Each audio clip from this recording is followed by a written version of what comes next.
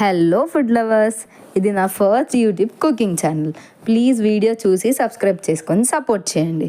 ఇవాళ మన రెసిపీ వచ్చేసి ఉప్మా ఏంటి అసలు ఎవరికి నచ్చుతుంది అనుకుంటున్నారా?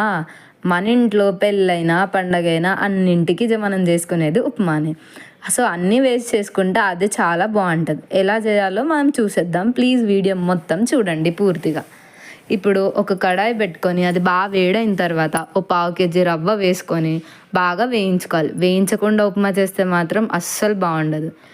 బాగా మంట కొంచెం మీడియం ఫ్లేమ్లోనే పెట్టుకొని కొద్దిగా జీలకర్ర కూడా వేసి వేయించుకుంటే ఫ్లేవర్ బాగుంటుంది. ఇప్పుడు దాన్ని తీసి పక్కన పెట్టుకొని 2 టేబుల్ స్పూన్ ఆయిల్ వేసి అది కొంచెం వేడైన తర్వాత జీలకర్ర ఆవాలు